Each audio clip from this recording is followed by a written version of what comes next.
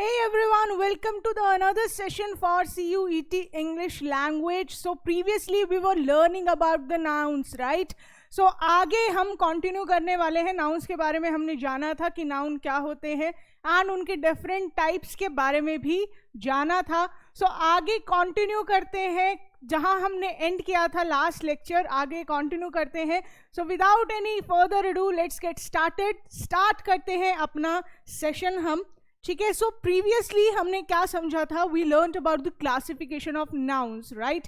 हमने जाना था कि नाउन जो है वो 4 कैटेगरीज या जिसे हम कह सकते हैं 4 फैक्ट्स के बेसिस पर डिवाइडेड है. मतलब ये 4 चीजें जो हैं, ये 4 points, that is the number, the gender, the cases and the apposition of noun affects. ठीक है. ये अफेक्ट करता है किस चीज को? एक सेंटेंस को अफेक्ट करता है. ठीक है. सो ये 4 चीजें जो है इंपॉर्टेंट है and we are going to learn about them. पहला, जैसे कि मैंने बताया था नंबर के बारे में. अब जितने भी हमारे नाउन्स होते हैं, कोई भी चीज है, फॉर एग्जाम्पल पेन है, सो नंबर के बेसिस पर इसका डिविजन हो सकता है. That is singular and plural, right. अगर पेन एक है मेरे पास तो उसे मैं सिंगुलर कंसिडर करूंगी, एक से ज्यादा है तो प्लूरल कंसिडर करूंगी. अब इसका जो है अफेक्ट कैसे होता है वो भी हम जानेंगे. हम जान लेते हैं कि नंबर के बेसिस पर कैसे डिवीजन है. ठीक है. सो नंबर के बेसिस पर 2 डिवीजन है आपके, that is singular nouns and plural nouns. Singular का मतलब क्या हुआ? 1. सिंपल सा, ये सबको पता भी होगा. दैट सिंगुलर नाउन का मतलब हुआ कि कोई भी नाउन जो है वो क्या है? वो एक है. ठीक है. जब नाउन आपका क्या है? एक है, तो हम उसे सिंगुलर नाउन्स की कैटेगरी में कैटेगराइज करते हैं. जब एक से ज्यादा हो, जब नाउन्स एक से ज्यादा हो तो क्या होगा? वो प्लूरल नाउन्स की कैटेगरी में आएंगे. ठीक है. एग्जाम्पल देख सकते हो. पेन का हो गया पेन्स, काउ का cows, boy boys, chair chairs. ऐसे ही और क्या हो सकता है? और हो सकता है क्लोथ एंड क्लोथ्स, राइट. अब जनरली आप देख रहे हैं जो नाउन है उनको सिंगुलर एंड प्लूरल में कन्वर्ट करने के लिए हम क्या कर रहे हैं? हम कुछ वर्ड्स का यूज कर रहे हैं. और वो वर्ड्स कौन कौन से हैं? क्या हम यूज कर रहे हैं? That is S and E S. क्या यूज कर रहे हैं हम? S and A S. ठीक है. यहाँ थोड़ा जो है मिस्टेक हो गया, चेयर रहेगा ये, ना कि चेयर्स. ठीक है. सो पेन को प्लूरल में कन्वर्ट करने के लिए मैंने क्या लगाया? एस लगा दिया. ठीक है. यहाँ पर एस का इंक्लूजन है. ठीक है. अब दूसरा एग्जाम्पल है हमारे पास क्लोथ. ठीक है. क्या है? क्लोथ. अब क्लोथ का क्या हुआ? क्लोथ्स हो गया. सो आपको हमेशा ध्यान रखना है कि नाउन जब आपका सिंगुलर होगा, नाउन जब आपका सिंगुलर होगा, सो उसमें क्या होता है? एस और ई एस नहीं आता है. क्या होता है? एस और ई एस नहीं आता है. जब आपका नाउन प्लूरल हो, ठीक है, एक से ज्यादा होता है, सो वहां आप देखेंगे जनरली एस और ई एस का इंक्लूजन होगा. अब ये किन चीज़ों पर एप्लीकेबल होता है? जनरली आपकी जो थिंग्स की कैटेगरी में आते हैं, एंड प्लेस की कैटेगरी में ऐसा कुछ नहीं होगा, राइट. अब ऑस्ट्रेलिया जैसे हम बात कर रहे हैं, ऑस्ट्रेलिया, सो ऑस्ट्रेलियाज नहीं होगा, राइट. सो इसमें जनरली क्या आएंगे? पर्सन आएंगे, बट पर्सन का नेम नहीं होगा. ठीक है. For example boy boys. And जितनी भी आपकी नॉन लिविंग थिंग है या फिर एनिमल्स के नेम है, वहाँ पर ये एप्लीकेबल होता है.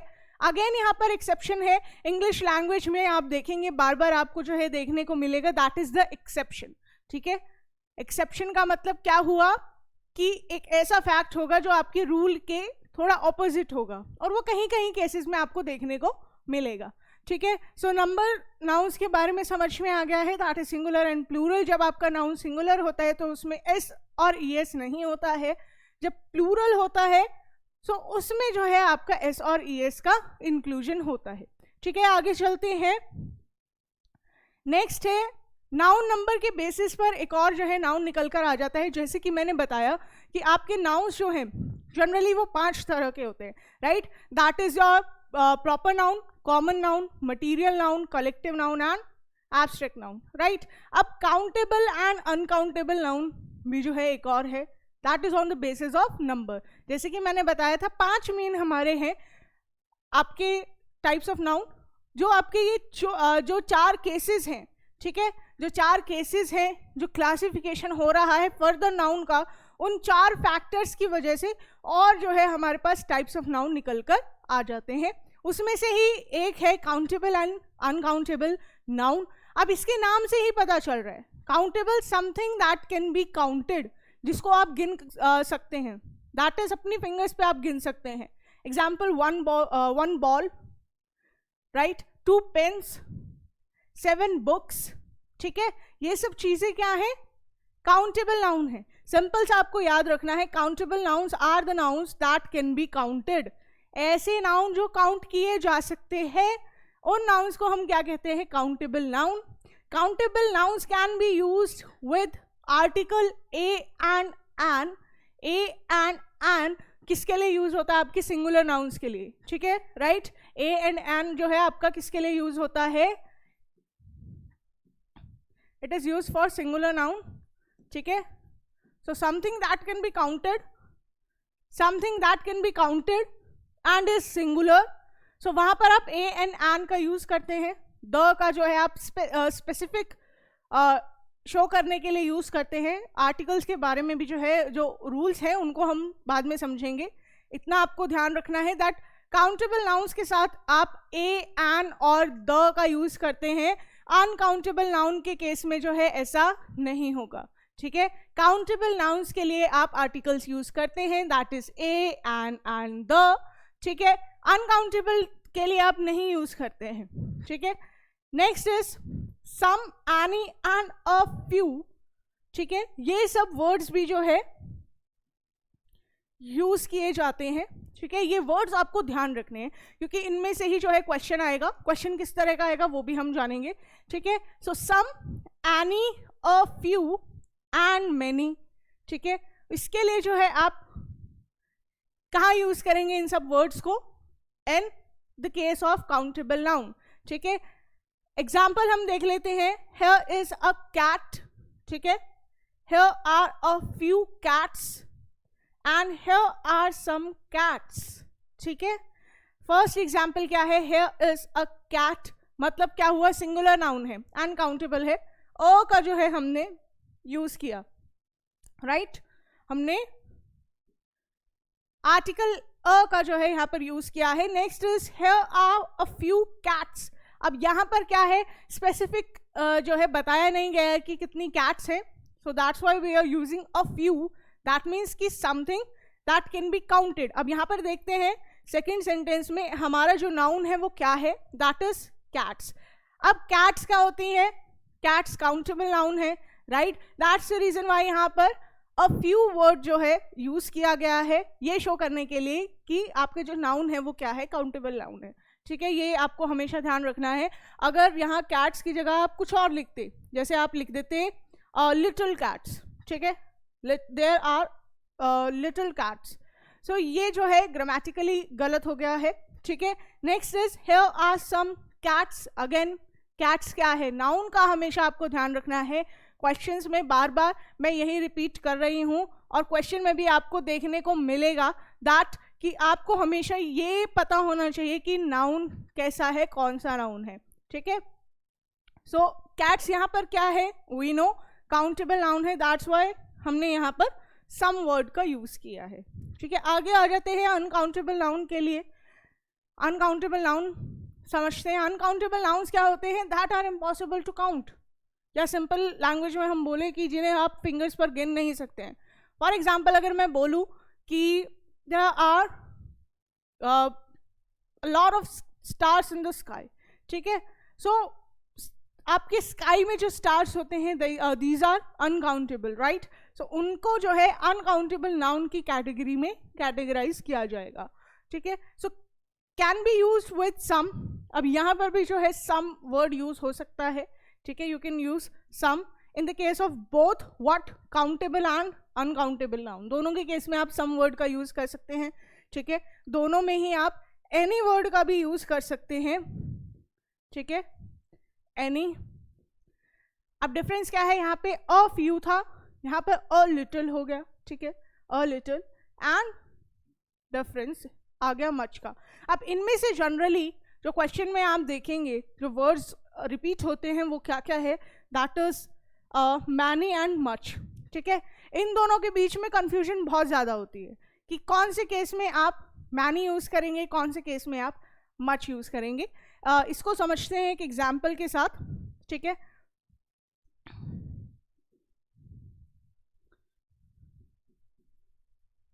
there are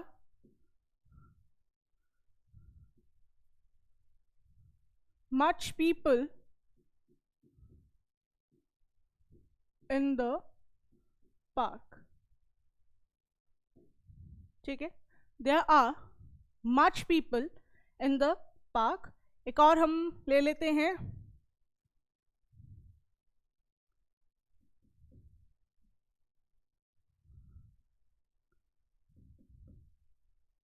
there are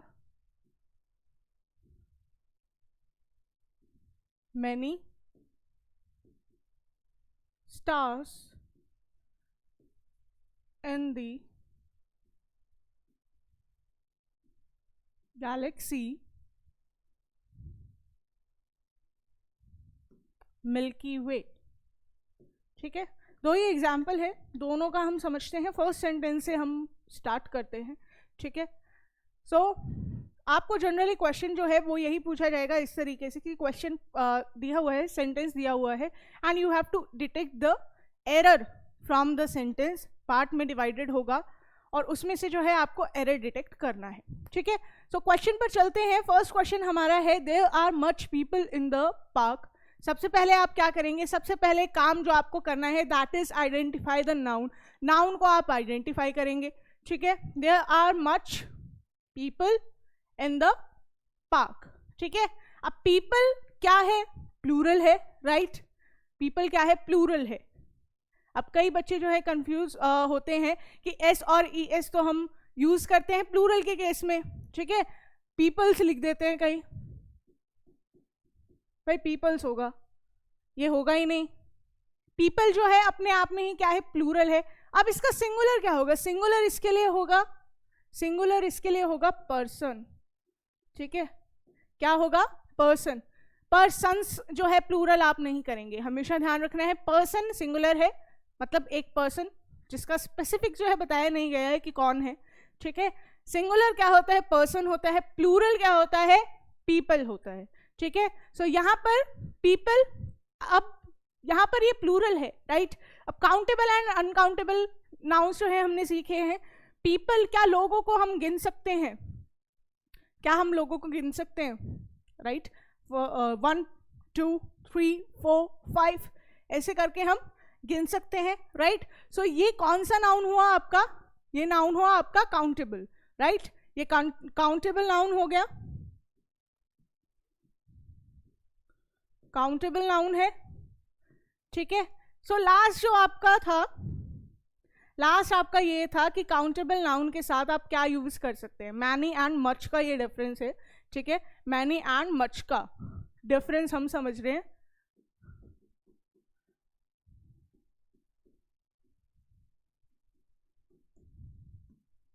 ठीक है, so there are much people in the park, there are much people in the park. So many जो है आप किसके लिए यूज करते हैं, काउंटेबल नाउन के लिए यूज करते हैं. ठीक है, सो ये काउंटेबल है, काउंटेबल है, पर हमने क्या यूज किया है, मच. सो ये जो है आपका गलत है. ठीक है, क्या लिखेंगे यहाँ पर आप, मैनी, क्या लिखेंगे, मैनी. ठीक है, सो हमेशा आपको ध्यान रखना है नाउन आप आइडेंटिफाई करेंगे. मेन नाउन कौन सा है, क्योंकि इस क्वेश्चन में दूसरा नाउन भी है हमारे पास, पार्क. बट किसकी बात हो रही है यहाँ पर, पीपल की बात हो रही है कि काफी सारे लोग हैं, ना कि पार्क की बात हो रही है. सो आपको मेन नाउन जो है सेंटेंस में पता होना चाहिए. ठीक है, सो मेन नाउन आपका क्या है, पीपल है. So that's why we are using the word many. ठीक है, नेक्स्ट क्वेश्चन पर चलते हैं. नेक्स्ट आपका क्वेश्चन क्या कह रहा है, नेक्स्ट क्वेश्चन है, there are many stars in the galaxy Milky Way. There are many stars in the galaxy Milky Way. ठीक है, अब यहाँ मिल्की वे की बात हो रही है. ठीक है, अब अगर यहाँ लिखा होता स्काई, अब आसमान में जो तारे होते हैं हम उनको गिन पाते हैं, राइट. स्टार्स जो है कभी कभी काउंटेबल स्टेट में भी एग्जिस्ट करते हैं, कभी कभी अनकाउंटेबल केस में. ठीक है। सो जब स्काई की बात हो रही है, जब आप आसमान में स्टार्स को देखते हो तो आप गिन लेते हो, 7 मुझे दिख रहे हैं, 10 मुझे दिख रहे हैं, 15 मुझे दिख रहे हैं, राइट। बट जब बात हो रही है गैलेक्सी की, कभी आप पिक्चर देखना गैलेक्सी मिल्की वे की, तो वहाँ आसपास जो स्टार्स है these are uncountable, right. So uncountable है यहाँ पर आपका स्टार्स जो है क्या है, अनकाउंटेबल है।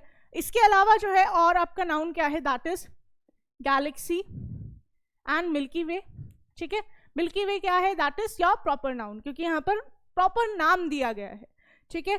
सो स्टार्स की यहाँ पर बात हो रही है, स्टार्स क्या है, गैलेक्सी के रेफरेंस में है, तो स्टार्स क्या है, that is your uncountable noun. क्या है, अनकाउंटेबल है, ठीक है। सो अनकाउंटेबल है, सो अनकाउंटेबल नाउन के साथ आप क्या यूज करेंगे, मच यूज करेंगे या मैनी यूज करेंगे। अनकाउंटेबल के केस में आप यूज करेंगे मच, ठीक है, ये नहीं होगा, ठीक है। ऐसे ही एक और क्वेश्चन अगर हम ले, एक और क्वेश्चन ले लेते हैं,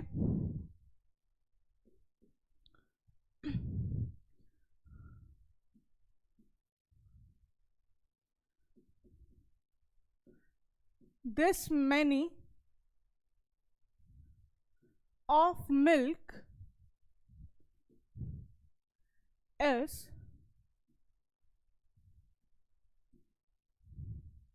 sufficient for making coffee, ठीक है। नेक्स्ट है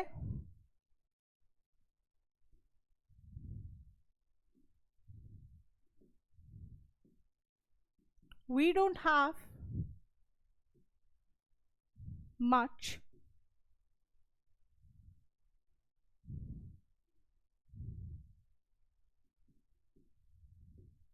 loaves of bread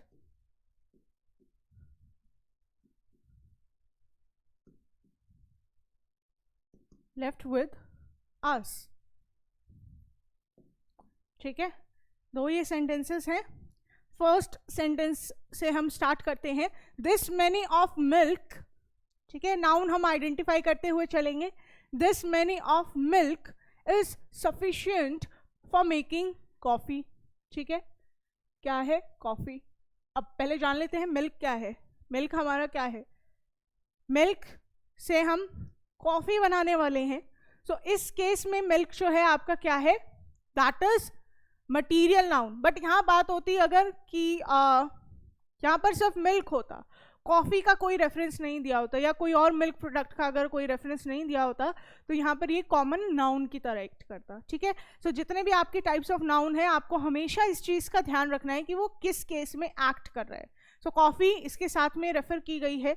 so coffee is the product of milk, milk से बनाई गई है। सो कॉफ़ी यहाँ पर क्या है, ये तो हो गया मटीरियल नाउन है।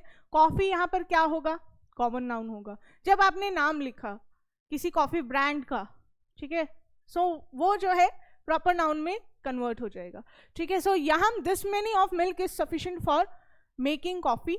सो मिल्क यहाँ पर जो है उसकी बात हो रही है, उसकी क्वांटिटी की यहाँ पर बात हो रही है कि इतना दूध जो है वो सफिशिएंट है। सो मिल्क क्या है, मिल्क आपका किस तरह का नाउन है, milk is uncountable, right, uncountable noun है,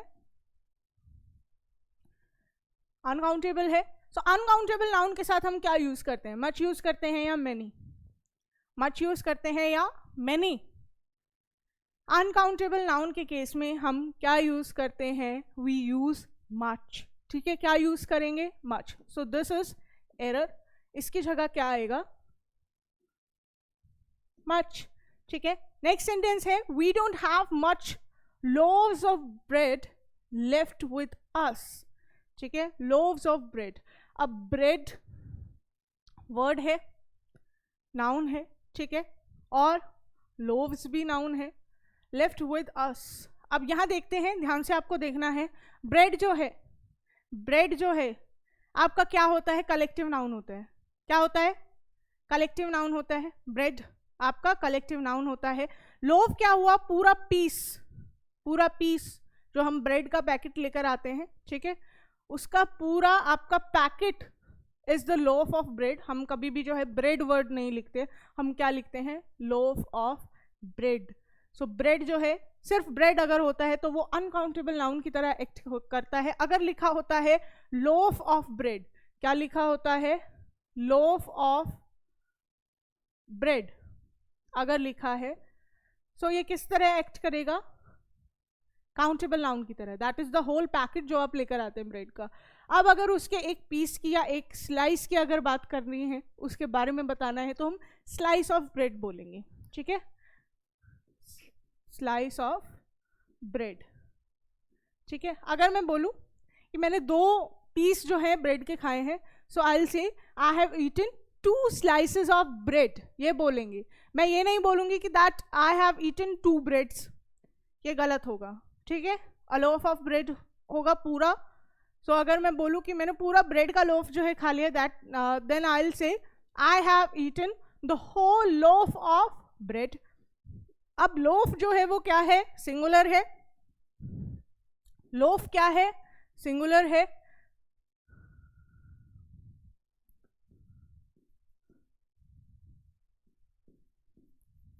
लोफ इज सिंगुलर. इसका प्लूरल क्या होता है? लोव्स. क्या होगा? लोव्स. जो भी आपके नाउन होते हैं लास्ट में जिनके एफ आ जाता है, वहां पर वो VES में कन्वर्ट हो जाता है. फॉर एग्जाम्पल लीफ, लीव्स, ठीक है. सो यहाँ लोव्स ऑफ ब्रेड की बात हो रही है कि हमारे पास सफिशिएंट ब्रेड के पैकेट्स नहीं है, ठीक है. स्लाइस का क्या होगा? स्लाइसेस ऑफ ब्रेड हो जाएगा. सो लोव्स ऑफ ब्रेड, ब्रेड का जो एक पैकेट है, क्या हम उसे काउंट कर सकते हैं? सो वो काउंटेबल नाउन होगा या अनकाउंटेबल नाउन होगा? That would be countable, right. So ये क्या हुआ? ये आपका हो गया काउंटेबल नाउन. काउंटेबल हो गया. सो काउंटेबल नाउन के साथ हम क्या यूज करते हैं? मैनी यूज करेंगे या मच यूज करेंगे? काउंटेबल नाउन के साथ हम क्या यूज करते हैं? मैनी. सो यहां पर मच नहीं आएगा, क्या आएगा? मैनी, ठीक है. सिंपल सा था. मैनी जो है हम किसके लिए यूज करते हैं? काउंटेबल के लिए, जिनको हम गिन सकते हैं. जो अनकाउंटेबल होते हैं उसके लिए हम क्या यूज करते हैं? मच, ठीक है. यहाँ हम ये लिख लेते हैं हमारा सिंपल सा रूल, जिसको हमेशा जो है आपको ध्यान रखना है. इसको अगर भूल गए तो आपका कोई भी क्वेश्चन जो है वो गलत हो सकता है, ठीक है. सो मैनी जो है और मच हम 2 केसेस में यूज करते हैं. जब आपका नाउन क्या हो? नाउन जब आपका क्या है? काउंटेबल है. सो उस केस में हम मैनी वर्ड का यूज करते हैं, एंड अनकाउंटेबल केस में हम मच वर्ड का यूज करते हैं. आई होप ये क्लियर हो गया होगा डिफरेंस, ठीक है. आगे चलते हैं. Next is gender nouns. Gender nouns that is nouns को जो है उनके basis, on the basis of their gender can be divided. उनको डिवाइड कर सकते हैं उनके जेंडर के बेसिस पर, ठीक है. एग्जाम्पल हो गया मैस्कुलिन, मैस्कुलिन, ये यहाँ पर फेमिनिन आएगा, सॉरी, ठीक है. यहाँ क्या आएगा? फेमिनिन, ठीक है. सो जेंडर जो है जनरली 3 होते हैं. That is masculine. मैस्कुलिन का मतलब क्या हुआ? मेल. फेमिनिन का मतलब क्या हुआ? फीमेल. आप उसके इनिशियल से याद कर सकते हैं. M for masculine, M for male, F for feminine, F for female, right. अब न्यूटर क्या होता है? Something that is not masculine, not feminine. So something that is neither masculine neither nor feminine, so उसे हम क्या बोलते हैं? Neutral, gender neutral बोलते हैं, जिसका कोई जेंडर नहीं है, ठीक है. मैस्कुलिन में कौन कौन से आ जाते हैं? मैन, लायन एंड मून, ठीक है. फेमिनिन में क्या आ जाता है? टाइग्रेस एंड वुमेन, ठीक है. सो इसमें जनरली आपके लिविंग थिंग्स का ही डिवीजन होता है, बट यहाँ पर नॉन लिविंग थिंग्स भी है, उसका भी केस मैं बाद में बताऊंगी. न्यूट्रल जो होते हैं आपके, जो जेंडर न्यूट्रल होते हैं, उसमें एग्जाम्पल आ गया नॉन लिविंग थिंग्स का पेन, रूम, बुक. बट इसके अलावा और भी कुछ वर्ड्स होते हैं जो जेंडर न्यूट्रल होते हैं. फॉर एग्जाम्पल, अब जैसे यहाँ पर बात हुई एनिमल की, ठीक है. हम एक सेंटेंस के एग्जाम्पल से समझते हैं. I saw a lion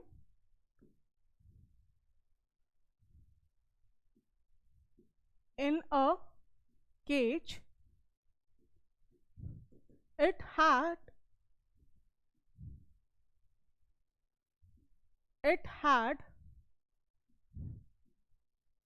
long teeth. ठीक है.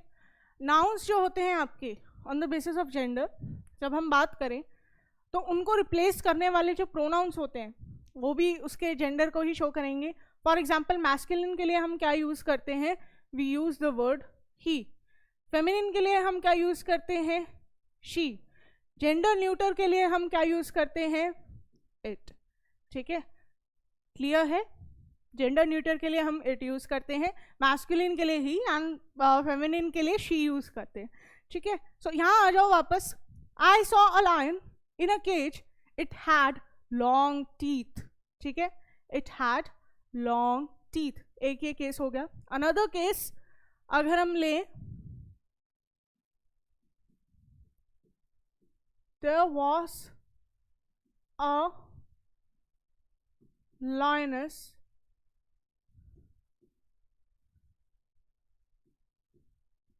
she was looking for her baby. ठीक है, for her baby. So example यहाँ आपको समझ में आया है कि दोनों जो हैं, दोनों केसेस में क्या है? एनिमल्स हैं. सो जो आपका ये जेंडर नाउन है, this is not only applicable on human beings, सिर्फ ह्यूमन बींग्स पर जो है एप्लीकेबल नहीं होता है, एनिमल्स पर भी होता है. अब यहाँ आप देखेंगे फर्स्ट सेंटेंस में हमने क्या लिखा? I saw a lion. ठीक है, a lion and it had long teeth. It का मैंने यूज करा. नेक्स्ट है there was a lioness she was looking for her baby.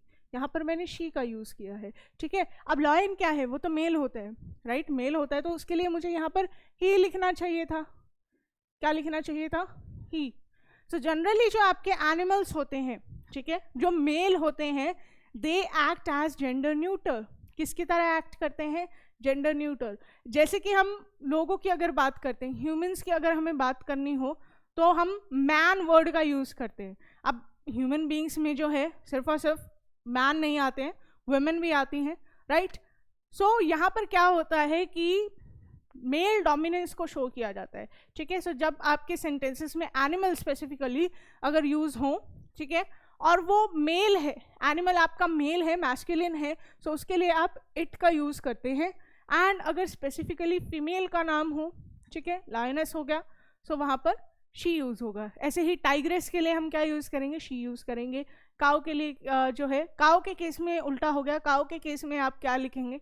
काऊ ही लिखेंगे. ठीक है, गाय. क्योंकि हम जनरली अगर बात करते हैं बुल एंड काउस की, तो उनके पूरे उनके ग्रुप को जो है हम काऊ वर्ड से डिनोट करेंगे, that there are a lots of cows in the park. ठीक है, सो जब आपका कोई भी चीज़, जेंडर जिस चीज़ का स्पेसिफिकली नहीं बताया जाता है, उस केस में आप क्या यूज़ करते हैं? इट वर्ड यूज़ करते हैं. और जहाँ जेंडर बताया जाता है उस केस में आप क्या यूज़ करेंगे? शी यूज़ करेंगे. एक और एग्जाम्पल ले लेते हैं ताकि कंफ्यूजन जो है अच्छे से क्लियर हो जाए. नेक्स्ट एग्जाम्पल है,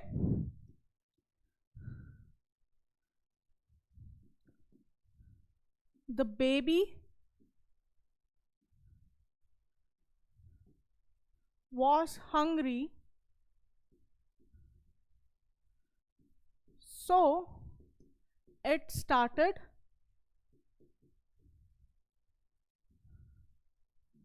crying. ठीक है, the baby was hungry, so it started crying. अब यहाँ पर बेबी क्या है? इसका जेंडर नहीं बताया गया, राइट? बेबी मेल हो सकता है, फीमेल हो सकता है, कोई भी हो सकता है, राइट? सो यहाँ पर बेबी जो है आपका क्या है? जेंडर न्यूट्रल है. दैट्स वाई यहाँ पर इट वर्ड का जो है यूज़ किया गया है. अब यहाँ पर अगर लिखा होता है स्पेसिफिकली बेबी बॉय या बेबी गर्ल, सो उस केस में जो है यहाँ पर इट नहीं आता, ही या शी आता, ठीक है। सो हमेशा आपको ध्यान रखना है जब आपके वर्ड्स आ जाते हैं, बेबी आ जाता है, ठीक है, वो भी क्या होगा आपका जेंडर न्यूट्रल होगा। कोई भी जेंडर न्यूट्रल चीज़ जिसका जो है जेंडर स्पेसिफिकली नहीं बताया गया हो, उस केस में जो है वो न्यूट्रल नाउन की तरह एक्ट करता है, ठीक है। आगे चलते हैं, let's see further. Next is your cases of noun, ठीक है। सो 4 फैक्टर्स होते हैं जो इम्पैक्ट करते हैं नाउन्स को। First is your number, second was the gender, third हमारे पास आ जाता है केसेस ऑफ नाउन, ठीक है। केसेस ऑफ नाउन क्या है, 5 केसेस आपके होते हैं एंड इसी के ही बेसिस पर कुछ रूल्स जो हैं फ्रेम किए जाते हैं। सो फर्स्ट क्या है आपका nominative case, second is your objective case, third is your possessive case, fourth is your vocative case and last one is your dative case, ठीक है। 5 आपके केसेस हैं। स्टार्ट करते हैं फर्स्ट से, that is the nominative case, ठीक है।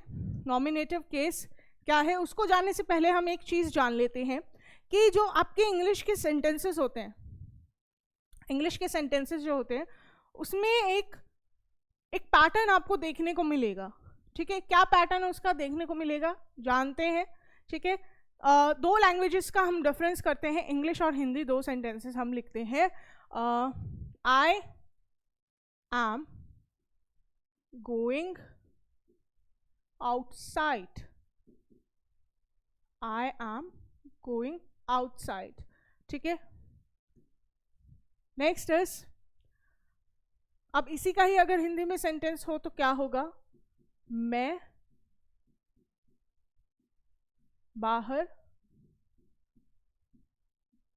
जा रही हूं, राइट। ट्रांसलेशन सही है, ठीक है। First is I am going outside and next one is मैं बाहर जा रही हूँ। सो अब आप यहाँ देखेंगे, नाउन को हम पहले देखते हैं। आई यहाँ पर क्या है, नाउन है? नहीं है, ठीक है। नेक्स्ट इज गोइंग, ठीक है, यहाँ क्या है, वर्ब है। सो यहाँ प्रोनाउन का यूज किया गया है, ठीक है। किस चीज का यूज किया गया है, प्रोनाउन का। आई एम गोइंग आउटसाइड, यहाँ पर आई एम गोइंग क्या है, बाहर जाना, is a verb, right. Last जो है the remaining part of the sentence, जिस नाउन की यहाँ बात हो रही है, किसी और चीज की जब बात होती है तो उसे हम क्या कहते हैं, ऑब्जेक्टिव पार्ट कहते हैं। The remaining part of the sentence is your objective part. अब हिंदी के सेंटेंस में आते हैं, मैं, ठीक है, क्या है, मैं, यहाँ पर क्या है, प्रोनाउन है, ठीक है। बाहर क्या है, दैट इज ऑब्जेक्ट। जा रही हूं क्या है, वर्ब, राइट। अब दोनों का जो पैटर्न है ये अलग है, राइट। फर्स्ट वाले में क्या था, पहले प्रोनाउन आ रहा है, वर्ब आ रहा है, ऑब्जेक्ट आ रहा है। नेक्स्ट में क्या है, प्रोनाउन आ रहा है, देन ऑब्जेक्ट आ रहा है एंड लास्ट में वर्ब आ रहा है, ठीक है। सो ये दोनों सेंटेंसेस का कुछ पैटर्न है, राइट। एक और एग्जांपल से हम समझते हैं,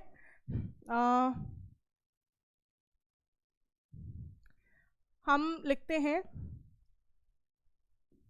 श्रुति स्टडीज इन ग्रेड 10, ठीक है। श्रुति स्टडीज इन ग्रेड 10। अब यहां पर आप देख रहे हैं, श्रुति क्या है, नाउन है, राइट। क्या है, नाउन है। स्टडीज क्या हुआ, वर्ब। इन ग्रेड 10, ग्रेड 10 क्या हुआ, ऑब्जेक्ट हुआ। क्लास, ग्रेड, क्लास जो है यहाँ पर क्या हुआ, दैट इज कलेक्टिव नाउन, ठीक है। यहाँ पर भी जो है अगेन नाउन आ रहा है, ठीक है। सो इस सेंटेंस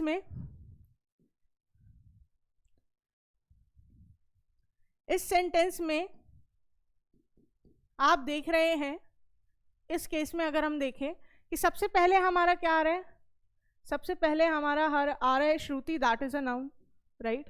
फिर क्या आ रहा है, एक वर्ब आ रहा है, राइट। फिर क्या आ रहा है, अगेन कोई और नाउन हो रहा है, ठीक है। अब यहाँ पर दोनों नाउन में से कौन सा जो मेन है, किस चीज़ की बात हो रही है, श्रुति के यहाँ बात हो रही है, ठीक है। ग्रेड 10 नहीं पढ़ रहा है, कौन पढ़ रहा है, श्रुति पढ़ रही है क्लास 10th में, ठीक है। सो श्रुति यहाँ पर क्या है, मेन नाउन है, ठीक है। और जो मेन नाउन नहीं होता है, जिसके जो आपके रेफरेंस में यूज किया जाता है, उसे हम क्या कहते हैं, आपका ऑब्जेक्टिव पार्ट होता है, ठीक है। सो पहला जिसका लिंक डायरेक्टली किस चीज से हो, वर्ब से हो, ऐसा नाउन जिसका डायरेक्ट लिंक किस चीज से है, वर्ब से है, सो उसे हम क्या कहते हैं, सब्जेक्ट कहते हैं। क्या कहते हैं, सब्जेक्ट। सो लास्ट हमने सीखा that noun plus verb plus noun, ये हमारा पैटर्न था, ठीक है। जो आपका वर्ब है, जो वर्ब है किसी भी सेंटेंस में, उसका डायरेक्ट लिंक किसके साथ है, नाउन के साथ है। सेंटेंस हमारा था श्रुति स्टडीज इन ग्रेड 10, ठीक है, ग्रेड 10 था, यही था, ठीक है। यहाँ पर जो है नाउन जिसका डायरेक्ट लिंक है, श्रुति ये काम कर रही है पढ़ने का, ठीक है। सो ये क्या होगा, इसे कंसिडर किया जाएगा सब्जेक्ट। क्या कंसिडर किया जाएगा, सब्जेक्ट, ठीक है। स्टडीज क्या हुआ आपका, वर्ब हुआ, क्या हुआ, वर्ब हुआ। अब नेक्स्ट जो ग्रेड 10 वाला आपका ऑब्जेक्टिव पार्ट था, ठीक है, वो क्या होगा आपका, वो नाउन है, right. So this will be considered as what, object, ठीक है। सो हमने देखा नाउन जो है दो केसेस में हमारा आ रहा है, दैट इज सब्जेक्ट के और ऑब्जेक्ट के, ठीक है। सो ये आपका जो है पूरा पैटर्न बन जाता है किसी भी सेंटेंस का, ठीक है। सो इंग्लिश के लैंग्वेज में आप देखेंगे अगेन बार बार टेंसेस में भी यही जो है आपका ऑर्डर फॉलो होता है, ठीक है। इसे हम क्या कहते हैं, इसे हम कहते क्या है, इसे जो है एक वर्ड से डिनोट किया जाता है, कुछ इसका नाम भी है। वर्ल्ड में जितने भी, यूनिवर्स में जितने भी चीज़ें हैं उनका कुछ ना कुछ नाम है, तो इसका भी नाम तो ज़रूर होगा, ठीक है। सो इसका नाम क्या होगा, वर्ड ऑफ ऑर्डर। क्या होगा, word of order. Word of order को फॉलो करके जो है हम इंग्लिश में सेंटेंसेस बनाते हैं, राइट। हिंदी के केस में क्या था, हिंदी के केस में उल्टा था, यहाँ पर प्रोनाउन आ रहा है। अब अभी हम जो है नाउन के बारे में समझ रहे हैं, प्रोनाउन का भी जो है यहाँ पर केस आएगा, थोड़ा सा जो है आपको हिंट मिल गया है दैट वर्ड ऑफ ऑर्डर का लिंक जो है प्रोनाउन से भी है, ठीक है। सो यहाँ आप देख रहे थे सब्जेक्ट पहले आ रहा है, देन क्या आ रहा है आपका, ऑब्जेक्ट आ रहा है, देन वर्ब आ रहा है, ठीक है। ये आपका पैटर्न बन रहा था। सो हिंदी में अलग आपका वर्ड ऑफ ऑर्डर है, इंग्लिश में आपका अलग वर्ड ऑफ ऑर्डर है, ठीक है। सो आपका वर्ड ऑफ ऑर्डर जो है हमेशा यही रहेगा, और इसको फॉलो करके आप देखेंगे इंग्लिश की लैंग्वेज में काफ़ी सारे रूल्स जो है फ्रेम किए गए हैं, इवन टेंसेस के रूल भी, ठीक है। सो ये हमेशा याद रखिए, ये याद रहेगा, सब्जेक्ट वर्ब एंड ऑब्जेक्ट, ठीक है। आ जाते हैं हम अपने फर्स्ट केस पर, that is nominative case. Nominative case क्या होता है जानते हैं। तो वर्ड ऑफ ऑर्डर अभी हमने जाना, ठीक है, वर्ड ऑफ ऑर्डर हमने जाना, दैट इज कि हमारा वर्ड ऑफ ऑर्डर क्या है, हमारा वर्ड ऑफ ऑर्डर है दैट सब्जेक्ट पहले आएगा, देन वर्ब आएगा, और फिर लास्ट में क्या आ जाता है, ऑब्जेक्ट, ठीक है। This is going to be your word of order, ठीक है। लास्ट हमने सेंटेंस जो किया था उसमें हमने देखा दैट नाउन जो है सब्जेक्ट की तरह भी काम करता है और ऑब्जेक्ट की तरह भी काम करता है, ठीक है। किसकी तरह, सब्जेक्ट की तरह और ऑब्जेक्ट की तरह। एग्जाम्पल यहाँ दिया हुआ है, एग्जाम्पल है Radha is an intelligent girl. क्या है, Radha is an intelligent girl, ठीक है।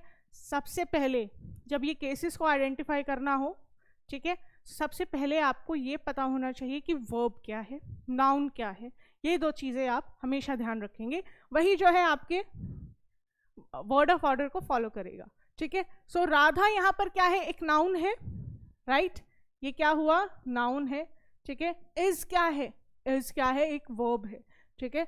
वर्ब जो है आपके दो तरीके के होते हैं, हेल्पिंग वर्ब जिसमें is am are was verb जो है आ जाते हैं, मेन वर्ब जिसमें एक्शन हो रहा होता है। सो इज जो है यहाँ पर क्या है, that she is something.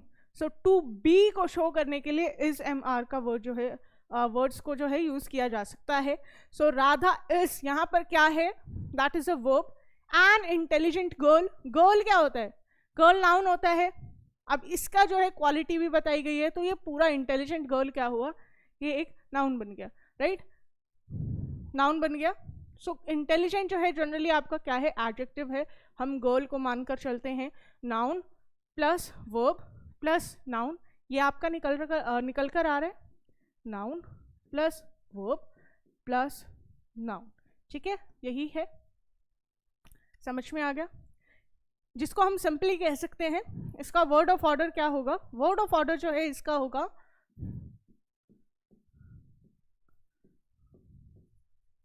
Word of order इसका होगा सब्जेक्ट, ठीक है, वर्ब प्लस ऑब्जेक्ट, ठीक है। अब ये भी जान लो कि सब्जेक्ट वर्ब और ऑब्जेक्ट क्या होता है। सब्जेक्ट वो होता है कि कोई भी काम अगर आपके सेंटेंस में हो रहा है, ठीक है, कोई भी काम आपके सेंटेंस में अगर हो रहा है तो उसे कर कौन रहा है, कौन सा नाउन जो है कर रहा है, ठीक है।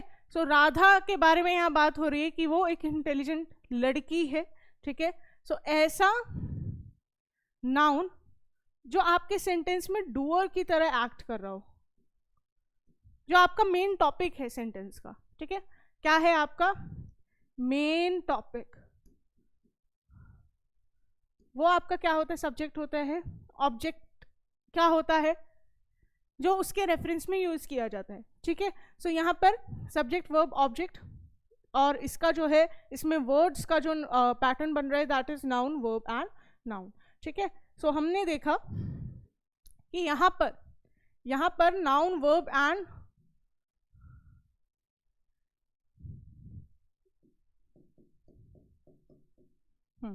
ठीक है।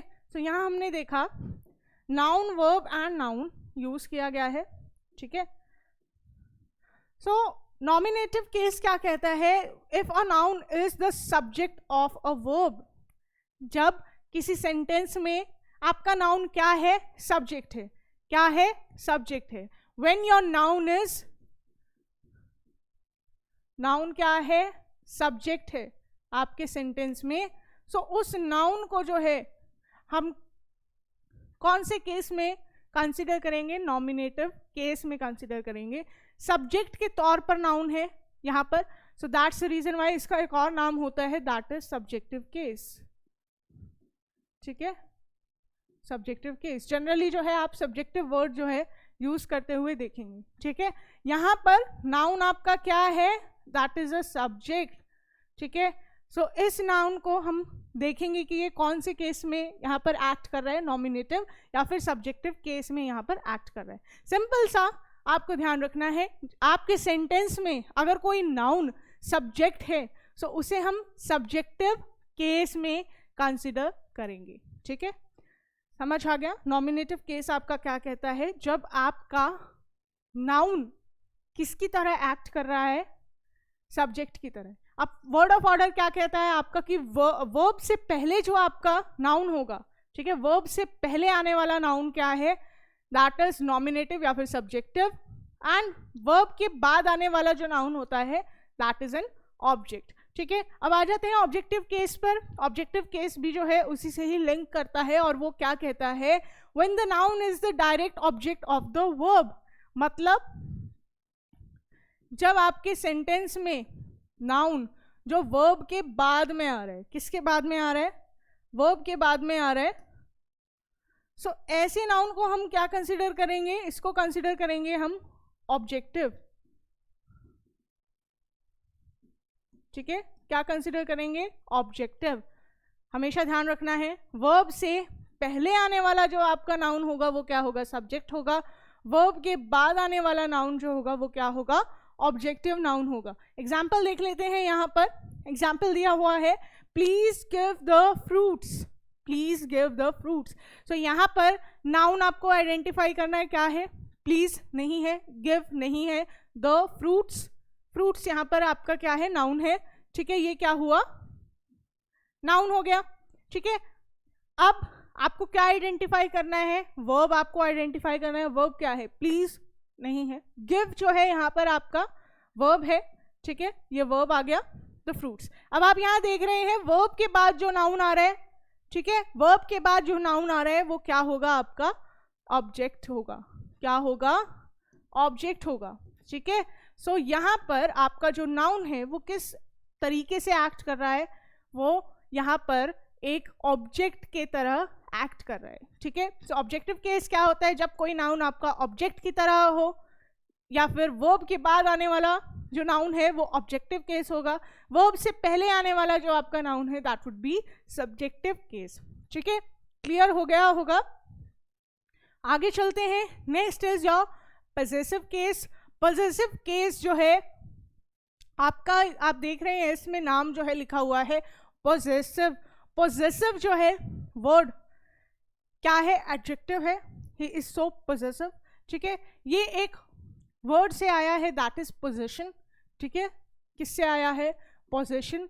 अब पोजेशन जो वर्ड है वो क्या है, पोजेशन वर्ड क्या है, नाउन होगा, राइट। SION सफिक्सेस हमने पढ़े थे, राइट। पोजेशन और पोजेसेस अगर होता या पोजेसिंग होता, पोजेस्ड होता, तो ये क्या होता, वर्ब होता, ठीक है। सो पोजेशन वर्ड से आया है आपको पोजेसिव केस। पोजेशन का मतलब क्या होता है, अधिकार, किसी चीज पर आपका राइट। फॉर एग्जाम्पल मैं ये कहूँ कि ये पेन जो है मुझसे बिलोंग करता है, मेरा जो है राइट इसके ऊपर पूरा पूरा है।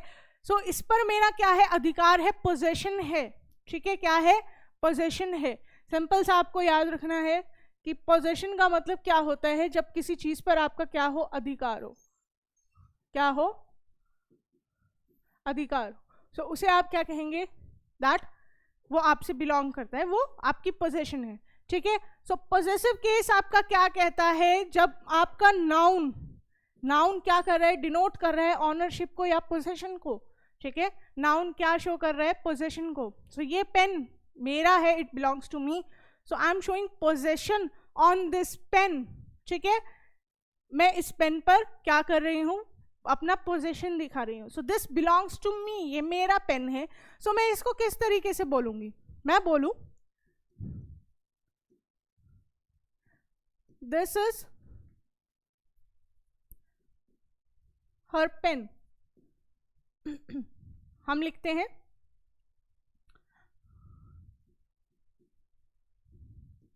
दिस पेन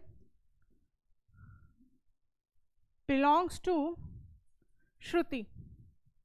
अगर ये हमारे पास एग्जाम्पल है, ठीक है, यहां पर है दिस पेन बिलोंग्स टू श्रुति, कि श्रुति से जो है बिलोंग करता है ये पेन, दैट इज कि श्रुति का इसके ऊपर क्या है, पोजेशन है, राइट। क्या है, पोजेशन है पेन पर श्रुति का। तो इसको पोजेशन को शो करने के लिए हम कुछ यूज कर सकते हैं। क्या यूज कर सकते हैं, हम बोल सकते हैं सिंपल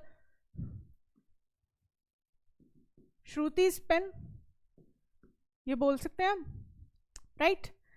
हम अगर बोल रहे हैं दिस पेन बिलोंग्स टू श्रुति, मैं बोल सकती हूँ दिस इज श्रुति's पेन, राइट।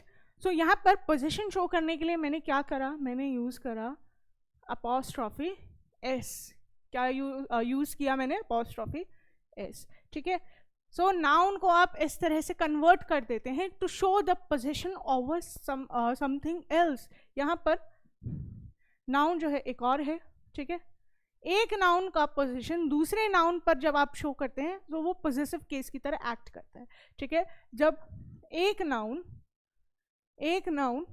दूसरे नाउन के ऊपर अपना राइट शो करता है, ठीक है। सो वो नाउन जो है किसकी तरह एक्ट करता है, पॉजेसिव नाउन बन जाता है वो, ठीक है। क्या बन जाता है, पॉजेसिव नाउन, ठीक है।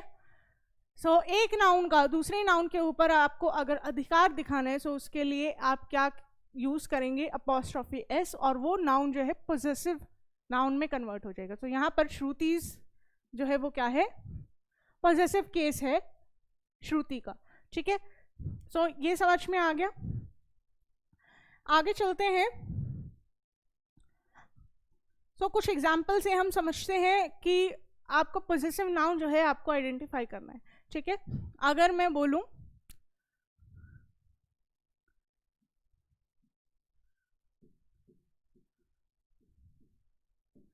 मुझे पोजीशन शो करना है राकेश का कार पर, ठीक है, राकेश का कार पर, ठीक है। और मैं अगर बोलूं नीरज बैग, नीरज का बैग,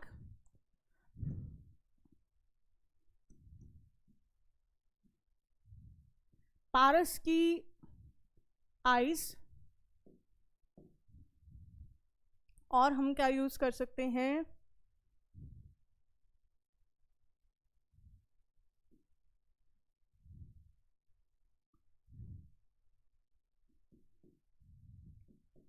टेबल लेग,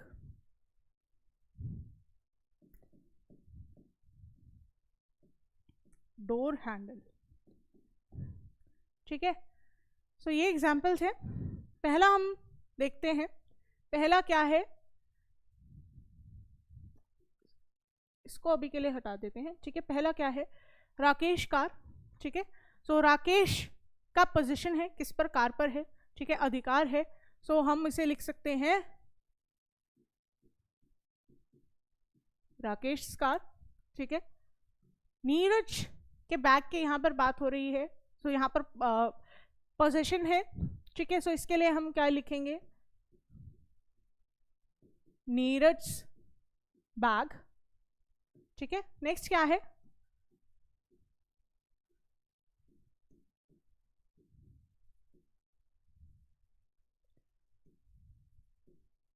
पारस आई। ठीक है, सो नीरज बैग, ये भी ठीक है। पारस आईज पोजीशन के लिए हमने क्या करा, अपॉस्ट्रोफी एस लगा दिया, राकेश अपॉस्ट्रोफी एस लगा दिया।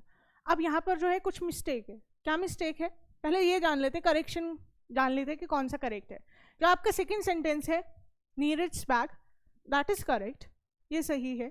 ठीक है, अब जो बाकी के सेंटेंसेस हैं, Rakesh car and Paras bag, ये दोनों क्या है, गलत है। गलत क्यों है, नाउन का जो है यहाँ पर एक और रूल आ जाता है कि जब आपका नाउन, ठीक है, नाउन आपका स, श, ठीक है, मैं वर्ड्स लिख देती हूं, एस, एस एच, या कोई भी हिसिंग साउंड, ठीक है, हिसिंग साउंड पर एंड होता है। ठीक है, कोई भी नाउन जब आपके हिसिंग साउंड वाले वर्ड से एंड होता है, सो वो वहां पर जो है आप अपॉस्ट्रोफी एस नहीं लगाते हैं। ठीक है, सो हिसिंग साउंड वाले वर्ड जो होते हैं उनके लिए आप कभी भी अपॉस्ट्रोफी एस नहीं लगाते हैं। ठीक है, यहां नहीं लगाएंगे। ठीक है, सो इसके लिए अब क्या करना होगा, इसके लिए आप सिंपली सिर्फ और सिर्फ अपॉस्ट्रोफी लगाएंगे। सो यहां पर क्या हो जाएगा, यहां पर आपका एस आप हटा देंगे एंड अपॉस्ट्रोफी लगा देंगे। सो पारस आइज, अब ये जो है ये आपका करेक्ट हो गया है। ठीक है, ऐसे ही राकेश बैग, श, राकेश, सो यहाँ हिस साउंड आया, पारस हिसिंग साउंड पर जो है एंड हो रहा है वर्ड, राइट। सो यहाँ पर आप क्या करेंगे, एस नहीं लगाएंगे, सिर्फ और सिर्फ अपॉस्ट्रोफी लिखेंगे।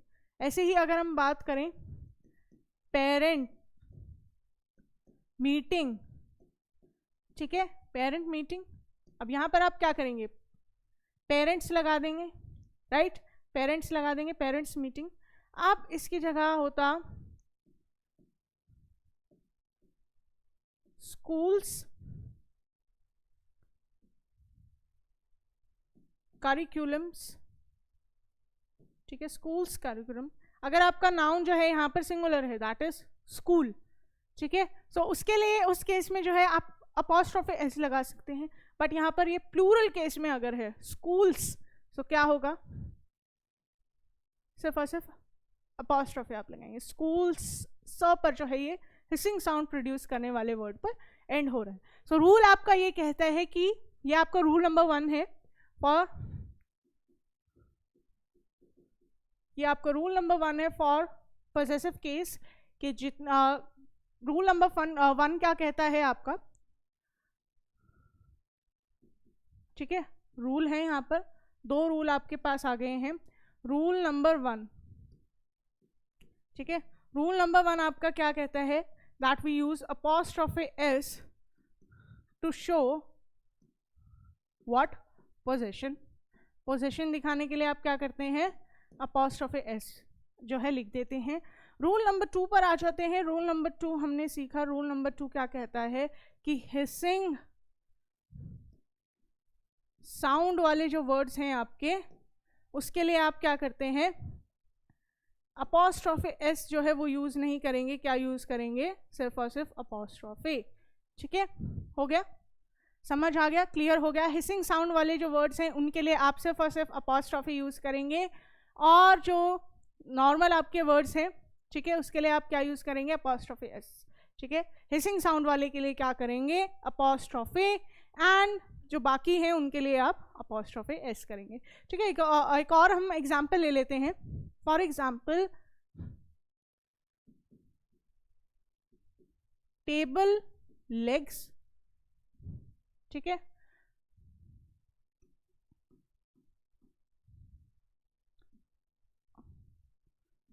रूम वॉल्स, और क्या हो सकता है, डोर हैंडल,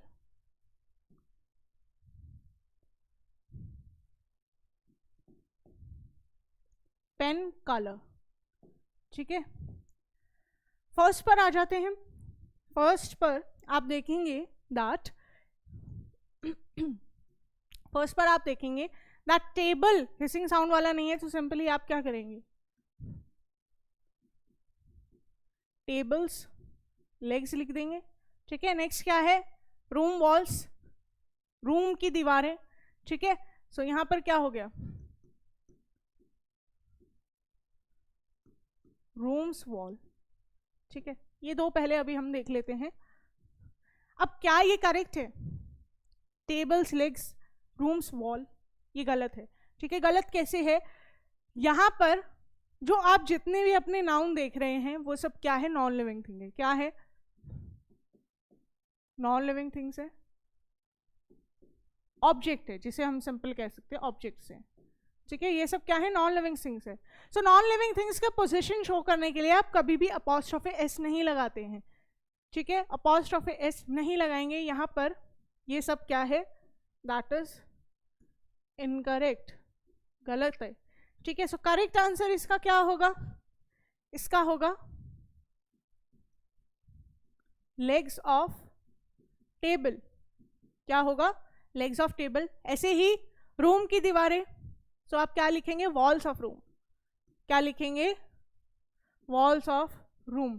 अब आपने ये वर्ड जो है सुना होगा, क्या वर्ड है, that is the Great Wall of China, right. क्या लिखा जाता है, the Great Wall of China. वहां पर चाइनाज वॉल तो नहीं होता, वहां पर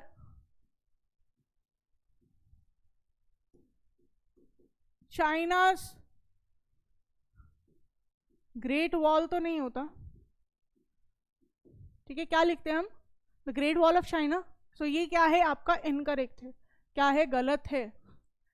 सो नॉन लिविंग थिंग के पोजीशन को शो करने के लिए आप क्या करेंगे, आप ऑफ वर्ड का यूज करेंगे, ठीक है। एक और एग्जांपल है डोर हैंडल। सो आप क्या लिखेंगे, हैंडल ऑफ डोर, क्या लिखेंगे, हैंडल ऑफ डोर। ऐसे ही पेन का कलर, कलर ऑफ पेन। अब कलर वर्ड में जो है कभी कभी कंफ्यूजन होती है, ओ यू आर या ओ आर लिखा जाता है। ये दो डिफरेंट एक्सेंट्स हैं, एंड अमेरिकन एक्सेंट में जो है ओ आर होता है, एंड ब्रिटिश एक्सेंट में जो है ओ यू आर होता है। पहले हम जो है ब्रिटिश एक्सेंट यूज़ कर रहे थे, अब धीरे धीरे जो है चेंजेस आ रहे हैं, अमेरिकन एक्सेंट को जो है हम एक्सेप्ट कर रहे हैं। तो दोनों जो है करेक्ट है। कभी कभी जो है इस चीज़ को लेकर कंफ्यूजन होती है कि सेंटेंस में लिखा हो अगर कलर, तो हम उसको गलत मान लेते हैं, ये गलत नहीं होगा, ठीक है। हमेशा ध्यान रखना है इस चीज़ को। दो डिफरेंट एक्सेंट्स में जो है इंग्लिश चलती है। जो अमेरिकन इंग्लिश है उसमें वर्ड्स के स्पेलिंग्स में आपको डिफरेंस दिखेगा, एंड जो ब्रिटिश है उसमें आपको डिफरेंस दिखेगा, ठीक है। सो यहाँ पर आपने क्या सीखा, यहाँ पर आपका आ गया है थर्ड रूल। क्या आ गया है, third rule of your possessive case. दो हमने रूल कर लिए प्रीवियसली, दैट पोजेशन को शो करने के लिए हम क्या करते हैं, अपॉस्ट्रोफी, जो कि किसके केस में है, ये लिविंग थिंग्स के केस में होगा, ठीक है। किसके केस में होगा, लिविंग थिंग्स के केस में होगा ये, ठीक है। अब नेक्स्ट क्या है, रूल नंबर 2 क्या कहता है, जो हिसिंग साउंड प्रोड्यूस करने वाले वर्ड्स हैं उनके लिए आप अपॉस्ट्रोफी यूज करेंगे, एस नहीं लगाएंगे। एंड रूल नंबर 3 जो है वो क्या कहता है कि नॉन लिविंग थिंग के लिए नॉन लिविंग थिंग के लिए आप कभी भी अपॉस्ट्रोफी एस नहीं लगाएंगे, आप क्या यूज करेंगे, यूज किस चीज को करेंगे, ऑफ वर्ड को यूज करेंगे। जैसे कि बैक ऑफ द हाउस,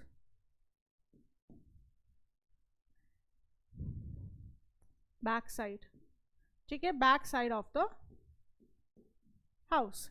समझ में आ गया? 3 रूल्स होते हैं। पहला रूल आपका क्या कहता है, दैट लिविंग थिंग्स पर पोजीशन अगर आपको दिखाना है, लिविंग थिंग्स आपका जो है वहां पर मेन नाउन है, तो उसके लिए आप क्या यूज करेंगे, apostrophe S. Hissing sound produce करने वाला अगर वो है तो उसके लिए आप सिर्फ और सिर्फ अपॉस्ट्रोफी यूज करेंगे। ये दोनों रूल जो है किसके लिए एप्लीकेबल है, लिविंग थिंग्स के लिए एप्लीकेबल है, हमेशा याद रखना है।